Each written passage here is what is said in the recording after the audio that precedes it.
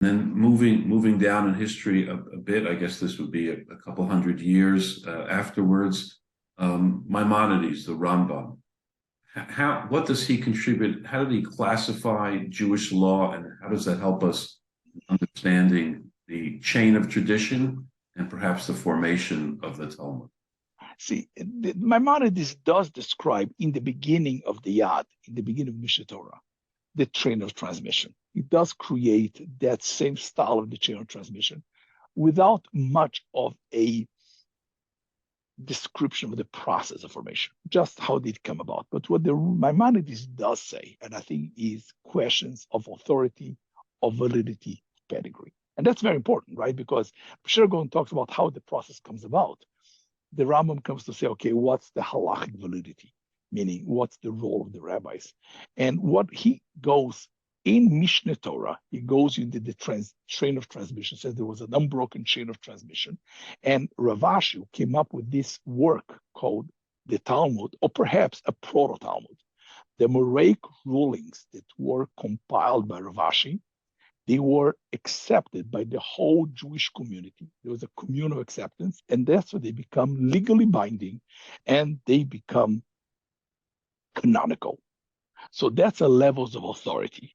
Debatable if the Rambam of Maimonides is discussing about the entire Talmud, or perhaps just the Moraic rulings of the Talmud. That we'll talk about in a second.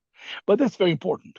And the Rambam also the Maimonides comes to explain what is the authority of the rabbis. And he describes the oral Torah in 5 categories. 2 categories are transmitted from Sinai. Those are what's called interpretations, the translations called the tafsir, which is basically how you translate words, right? We have the Torah talks about Pri Etz Hadar on Sukkot. And the rabbis say Pri Etz Hadar is an etrog. How do you know that, right? So this is the tradition of how to interpret the Torah.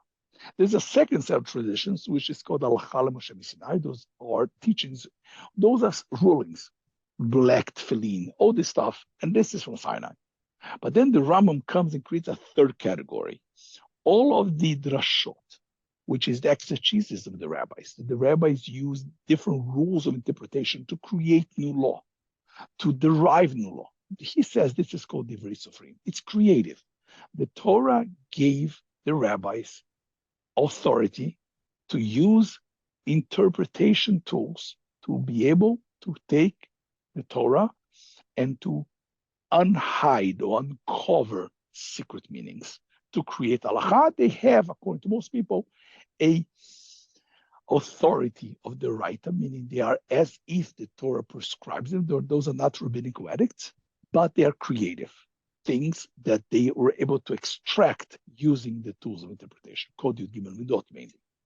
These are the principles of interpretation? The principles of interpretation, yes. So the principles were given from Sinai. And these were given at Sinai, according to the Rambam? The principles, yet not the application. Okay. But they're giving the tools. And Maimonides almost says that clearly. He says that clearly in the introduction to the Mishnah, and he says this also in the Mishneh Torah, right? In the Yad, in Ilchot Mamrim, he does say that. He says that this, and that's why these ideas could be revoked by later courts. So the Sanhedrin could later revoke them, right? So these are ideas that evolved over time. And then they are the rabbinic edicts, could be takanot and gzerot. Either they were gzerot, which were ways of distancing the people from sin to create some kind of offense, some kind of a promulgations, or takanot. Takanot are decrees, meaning to make life better, to make things better, darkei shalom, tikkun olam, etc. So that's how the Rambam goes. So the Rambam comes to canonize and categorize because he was really interested in distilling the Talmud into a book of halakha. And therefore, he had to talk about levels of authority, levels of pedigree, which is very different. So he is interested in the history, the formation of the Talmud, just to assign legal authority and credence to the different levels, not as a historical endeavor. So the history becomes a derivative. That's why it's so important to study the history of the Talmud, because the history of the Talmud becomes the tools of how legal authority was vested in the Talmud and how to understand the Talmud. So the history of the Talmud, the formation, is extremely important to know Is the entire Talmud, does the entire Talmud have equal legal validity, or perhaps portions of it have more legal validity than others? What happens if there are contradictions? Was there an editing dust? Meaning, can you assume the Talmud is entirely consistent, or perhaps not?